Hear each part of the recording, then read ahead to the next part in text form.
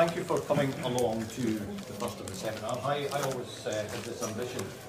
I would play at Hampden when I was younger, playing at football. I never managed it. Now I can say I played at Hampden. That's the great start. Not quite the same, never mind. I'm going to be talking to you a little bit about Twitter this morning, just to tell you who I am. First of all, my name is Graham.innes, and with Helen Warburton at stand 18 there, we run Creation Social Media, which is a social media training company based in Perth, but we're pretty much based anywhere and everywhere throughout Scotland. We work with businesses and organisations to talk to them about social media, to help them to understand social media better and to make it more effective for their business. We love Twitter with a passion. Twitter is one of these things that divides opinion. People love it, people hate it, people are thinking about it, not sure about it, it divides opinion. So in half an hour, to give you my take on Twitter and what could be good for you is a challenge. And I've asked at least twice to give me a 5-minute warning, a couple of people, because I could go on and on and on. All right? But first of all, I've done something a little bit different. I hope Colin's okay with this. I've set up, how many of you are on Twitter at the moment? Quite a few. Great. Lovely. If you know about the hashtag, if you're happy to use a hashtag, I've created a little hashtag all to myself, or all to ourselves. If you want to use the hashtag CSMB2B in conjunction with the hashtag B2B Glasgow, feel free to do so, as you are here just now, and also during the course of the day. We're over at stand 18, I'll tell you a little bit more about that after. So, first things first, Twitter for business. Very, very important these days. There are lots and lots of reasons why people consider using Twitter for business. Very brief history. Those of you that don't know, Twitter founded in 2006 by a guy called Jack Dorsey who wanted to tweet to the world. He knew about text messaging. He thought, why can't I text to people all over the world? Concept devised 2014.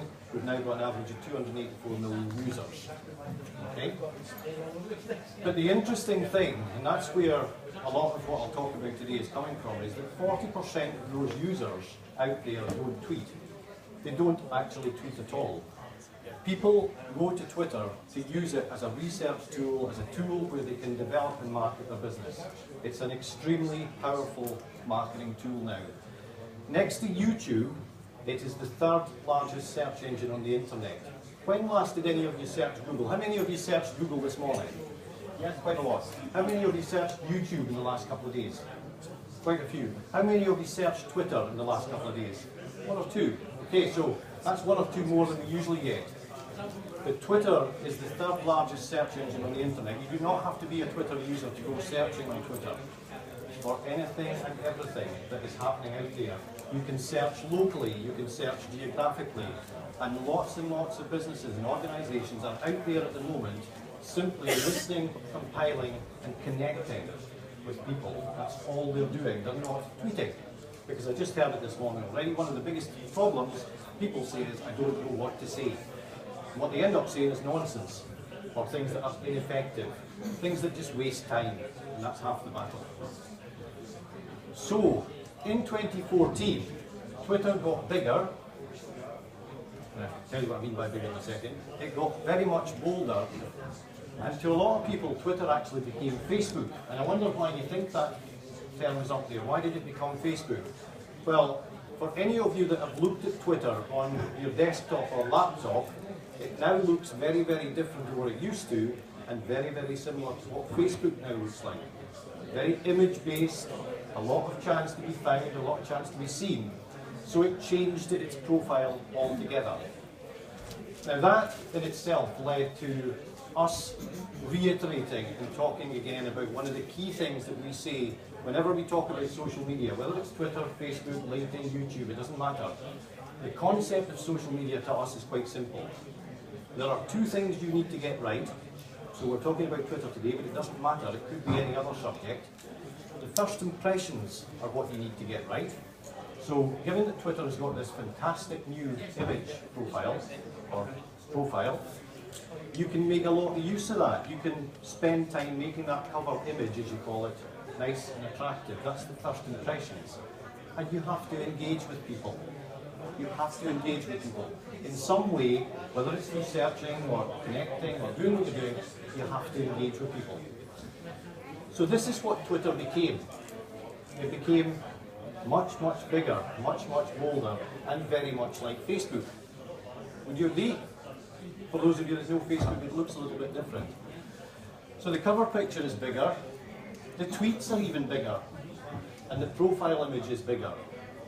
Does that mean the tweets are bigger as in you can get more characters now? Or? No, the tweets are not bigger, they are bigger in size. Now, if some of you have noticed that, the reason why that is because if that tweet is retweeted, replied to, mentioned, followed, if something happens on that tweet, Twitter increases the size of it, just to make it stand out. All right? One of the other things that Twitter have now done is they have brought in a thing called a pinned tweet. Has anybody come across the pinned tweet? You have? Yeah. Okay. So a pinned tweet, for those of you that use Facebook, you might be familiar with the pinned post functionality there is in Facebook, whereby you can take one of your posts and pin it to the top of your page for 7 days. So it becomes your headline post. You don't have to pay for it. It's just there, and people can see it the first time they come to it. So with Twitter, Twitter have done the same. They've said you can have a pinned post. So a headline post, if something's happening that you want to showcase, and it doesn't restrict it to 7 days. So that's quite nice. You can put a post up there and leave it for however long you want. So strangely enough, I've put one up, which has been there for the last few days, and it says, looking forward to speaking at B2B Glasgow today, which is here I am now. And I put a map that shows that we are there, which is there, just over the map. Okay? But that pinned post is something which is new and is still being got used to. People are still getting used to it. The other thing that has changed with Twitter significantly is how they have encouraged you to use images. In the past, I think one of the downsides that people saw with Twitter is it was just this massive stream of information, 140 character messages going through, not really any image base to it. But now that's changed, so we've got a situation where we've got lots of images and lots of availability to use images. Before we look at images, however, I want to talk to you about the change that Twitter has made in its search functionality. We mentioned earlier on how some of you have actually gone and searched Twitter recently. And you might have noticed that when you go to Twitter and search, now you have an awful lot of results which come up, not just a simple search term for one particular subject. Twitter will give you everything from, if we look at the left-hand side there, we've done a search for Glasgow. Now if you want to search for Glasgow on Twitter, you have got results containing people, photos, videos, news, timelines, and at the bottom of that search, this is on your Twitter profile if you have one, you have an advanced search functionality. Now the advanced search functionality is fantastic, and that is there even although you don't have Twitter at the moment. If you want to go to the advanced search and you don't have Twitter, if you go to the web browser and go to search.twitter.com, search.twitter.com will take you to the advanced search functionality, which also can be found from the search box in Twitter. Now people will go here and they will search for any subject at all. When you think about people searching Google, they're searching Google for websites and information about your business. When they go to Twitter, they are looking to find out what's being said about your business or your organisation. What are people saying? People are talking out there.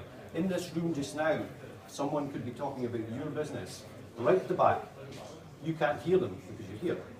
But if you were plugged into them on Twitter by doing a search result and keeping it there, you might be able to pick up on it. Search words, keywords. Okay?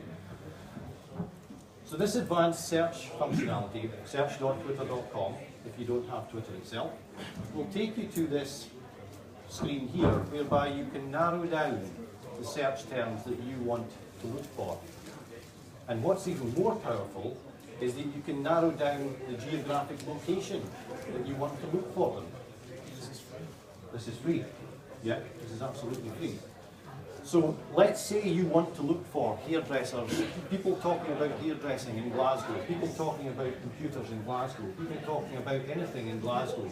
Put in either a search phrase, a keyword, a number of words, and wait for the results. And as the results come up, you can then choose to interact, to save that tweet for later, to talk to the person there and then. So it just makes it a whole new search capacity that you have. I should have pointed out, Twitter even goes far on the advanced searches. I'm sure quite a lot of you, like me, occasionally will put a little smiley face behind something or a sad face. Twitter will even look for the positive and negative sentiments on a sad face or a smiley face. So search.twitter.com, very, very important. What's even more important, I believe, with Twitter, if you're going to use it effectively and if you're going to get the maximum amount of experience from it, is to use the list functionality. How many of you use Twitter lists at the moment? A few, okay? So that's one side. If I was to say to you just now, all of you that have Twitter, you might or might not have used the list functionality to create some lists, to put people in lists.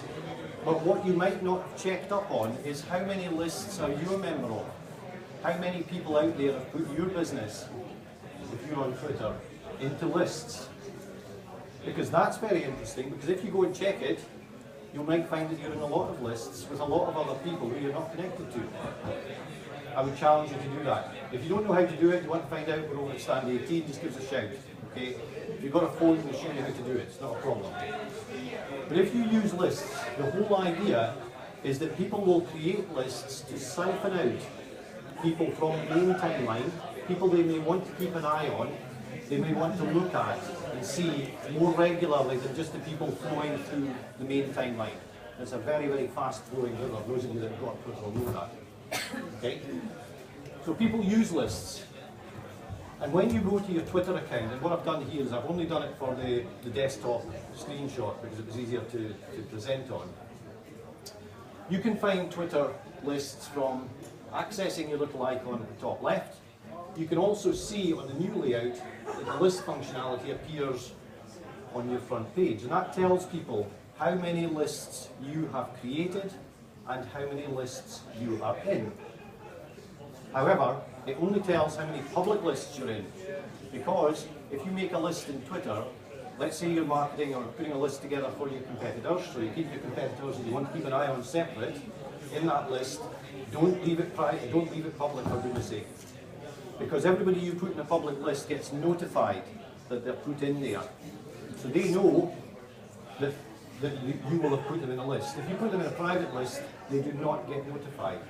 So you can very secretly put them in this private list, keep an eye on them, just see what's happening. Okay? So, when you do that, the other interesting thing to remember is that you do not have to follow someone in order to put them in a Twitter list. Okay?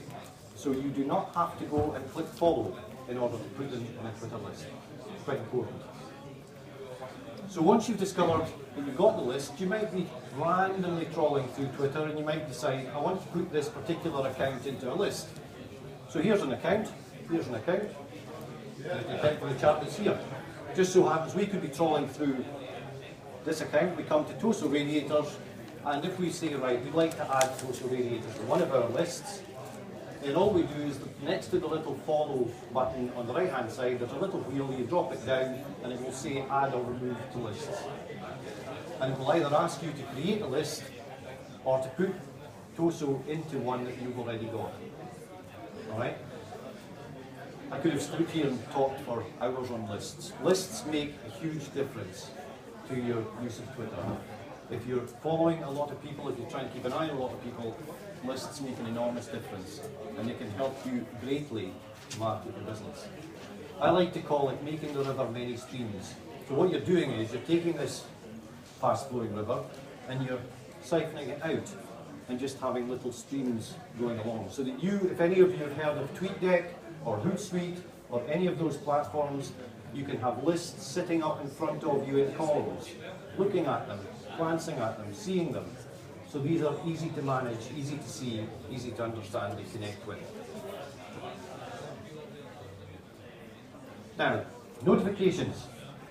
What I said earlier is that it's very, very important that if you're going to use Twitter effectively, you do need to engage with people. One of the biggest problems we find is that when people are on Twitter, they're daily tweeting away, speaking to people, engaging with people, but they might not check their notifications. They might just expect an email to come in saying, so-and-so has followed you on Twitter, so-and-so has mentioned you on Twitter, and you react to that email. you need to start thinking about it a little bit differently. You need to make sure that your notifications are looked at least twice, 3 times a day. Because more frequently now, we're finding that Twitter emails are ending up in spam. Depending on your email client, Twitter emails can end up in spam. If your connections for notifications are not set up properly, it can mean that your notifications will end up being missed. And that's not a good thing if you're a business who needs to react to various things. So there are 6 things, and I'd ask you to take a note of these, 6 things you will be notified about on Twitter. And these 6 things are the things that I think you should always think about reacting to either say thank you, to acknowledge a mention. So you'll be notified if someone new follows you. You'll be notified if someone mentions you in a tweet. Graham at Creation Social Media is doing a talk this morning, that's a mention. Somebody's replied to Creation Social Media, you'll be notified. If someone retweets you, always thank them. If they retweet you. If anybody wants to debate that with me, I'm quite happy to do so. Always thank people if they retweet one of your tweets. If you're added to a public list, people don't tend to acknowledge or pay attention to the fact that they've been added to a public list. Any of you that find yourselves in a list when you go and look at your Twitter accounts, you will have had a notification at some point about it. Okay? And if someone favourites one of your tweets, so if someone thinks that's a good tweet, I'm going to favourite it and I'm going to read it later. I'm going to do something with it later. Alright, so 6 things, 6 notifications that happen on Twitter that you need to be aware of, and they appear in your notifications on the desktop, they appear in notifications on your phone. You can set the notifications to come and ping at you if you so wish. Even more than that, if you are just desperately keen to keep an eye on 1, 2, 3 particular people, Android devices, iPhone devices will allow you to put a mention, to put a notification on every single tweet that comes out from one single company. So if you wanted to see every tweet that I sent out, you could put a notification in our Twitter account and you would be notified every time you tweet. Sometimes, to some people, that's important because you need to know if your competitor is saying something. You need to be right on it. Okay? So just again, something to think about. In terms of images, I mentioned earlier, images are now a vital part of Twitter. They have changed the whole ethos of how they see images being used. That image, although it's a bit grainy, might be familiar to some of you. It was one of the very first viral images that appeared on Twitter back in 2009 when the plane crashed in the Hudson River. A guy who was on Twitter went out, took a picture of it. It was quite unusual at the time. It went wildfire, went all over the place. But Twitter have got sort of in full circle and they're right back and said we would love you to use images because you'll stand out. You'll be able to make your tweets look a little bit brighter than others.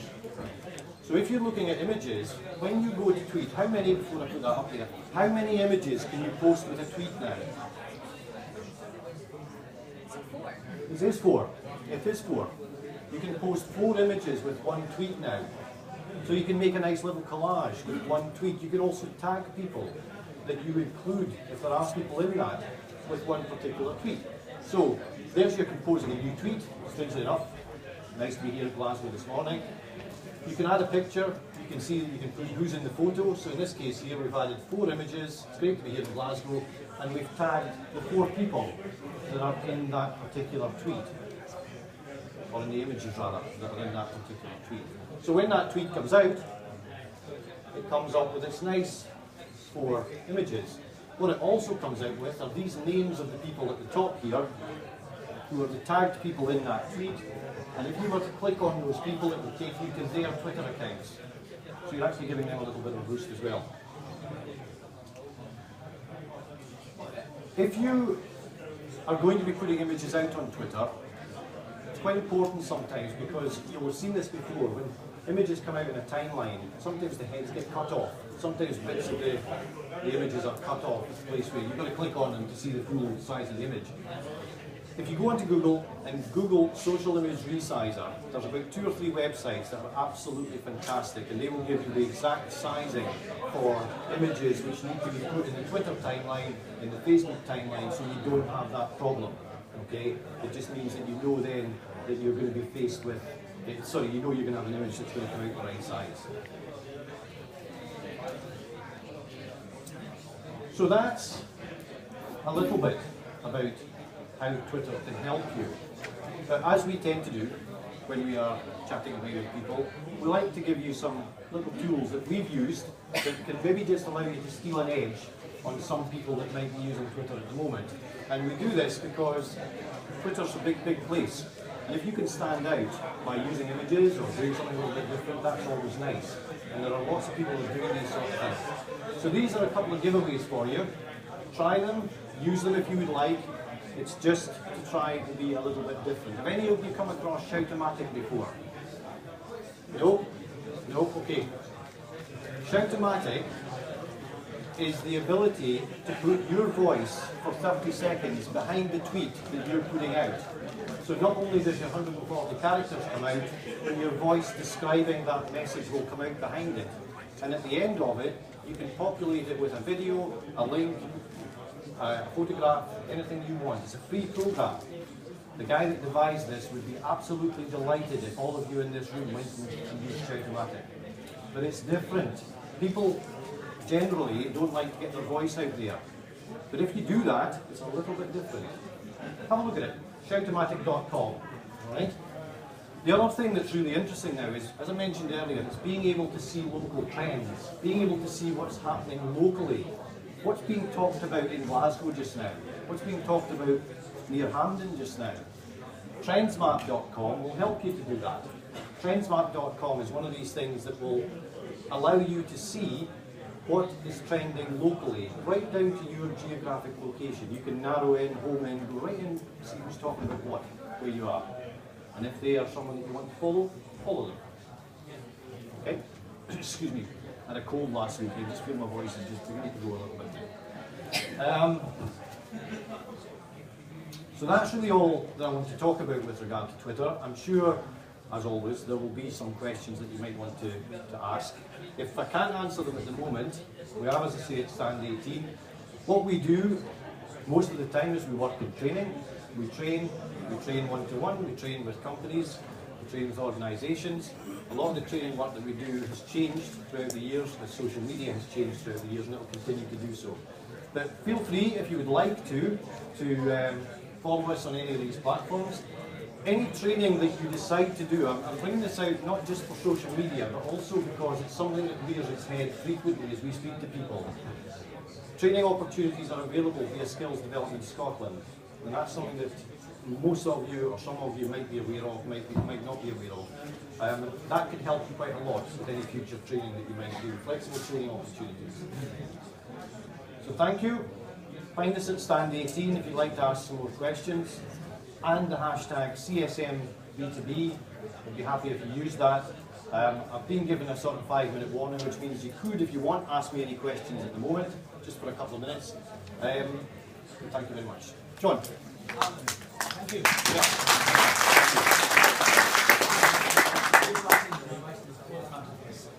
And when I first knew you, you're mostly Facebook. Are you saying Twitter, because it's instant, is taking its place? No, not at all, John. No. Twitter, I speak about Twitter, it's not because it's flavour of the month, it's not because it's bigger or better than Facebook, but it has a place, and it's changed its identity, and therefore there are people who prefer Twitter. Companies and organisations prefer Twitter, and the people that follow companies and organisations have a preference. Some of them, I'm sure people in this room will have a preference to Twitter or Facebook or LinkedIn. So it's not because it's flavour of the month, it's not because it's changed its presence, it's just because a lot of changes to Twitter have taken place, and I think it's worthwhile just bringing them out. Would you say that LinkedIn has lost a little bit, sorry, I beg your pardon, would you say that LinkedIn has lost a little bit of its kudos perhaps in all of this? Is it still a useful platform? I would say Twitter taking over? No, I would say the opposite. I would say LinkedIn has actually gained in kudos, and very much so. And again, I've just finished a series of workshop presentations on the 27 changes to the major platforms that have happened since January this year, and LinkedIn features heavily in that. Because LinkedIn, for all that it's not as big a platform as Facebook and Twitter, it earns more money per capita than Facebook and Twitter, and we are reinvesting that in that investment, that profit, if you like, back into the platform. LinkedIn as a platform has changed beyond recognition. So again, I wouldn't compare like with like. I would just say that it certainly hasn't gone down in estimation.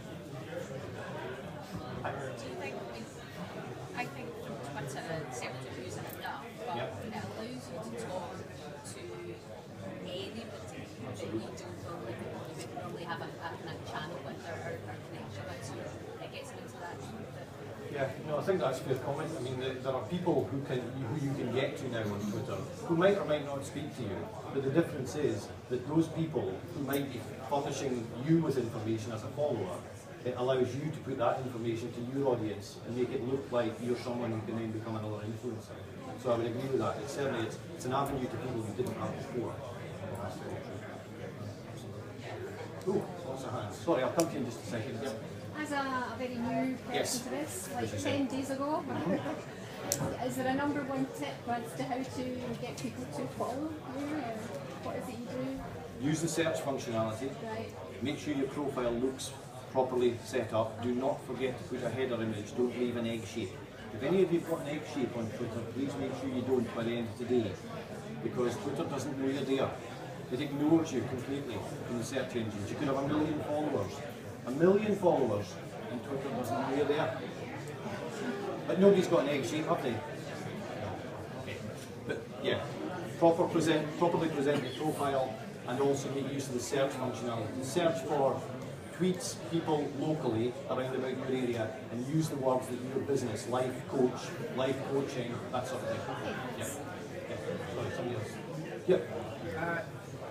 I'm comparing this kind of to Facebook a wee bit. I know that a lot of the things that you can do on Facebook, you're not really able to do on the mobile app. You have to kind of do it on the desktop. Is that not true with Twitter? Are you able to access all of these features on the app? Absolutely. Yeah, absolutely. You can So get it's easier absolutely than everything. Yeah. So I mean, even if you wanted to create those lists which will appear in your normal Twitter account, you can use the likes of Hootsuite. You can't use TweetDeck on the phone, but you can use Hootsuite. Hootsuite will give you that functionality free. Yeah, absolutely. Yes, That's useful, thanks. no worries. Hi. Ooh, If you want to increase your presence on Twitter and build relationships, do you have a view of how often it's appropriate to tweet? Because you see people who feel that you don't want to bombard their Twitter stream. So whether they want to, some people tweet every hour, some people tweet every 30 seconds. Do you have a view on My view on it is Twitter is clever enough. There are tools out there. There's another tool you can have a look at, a thing called Tweerio, TWERIOD.com. Without going into the paid tools, TWERIOD.com. Tweerio.com will actually tell you when your Twitter audience are online most often. So the trick to it is finding when your audience are online. Now there are ways you can do that again through the Twitter profiling, which I haven't got time to speak about today. But you may not tweet more than once a day, once every couple of days. What you might do, however, is engage or share people's content. So by retweeting other people's content, you're actually contributing to your own. Yeah. Now I'm probably going to get kicked off, I would think. So, is there any last questions? Or is that okay? Say, feel free to come and speak to Helen's floating about there just now. I'll be there in a few minutes. But I hope you found that useful-ish, and I'll see you again soon.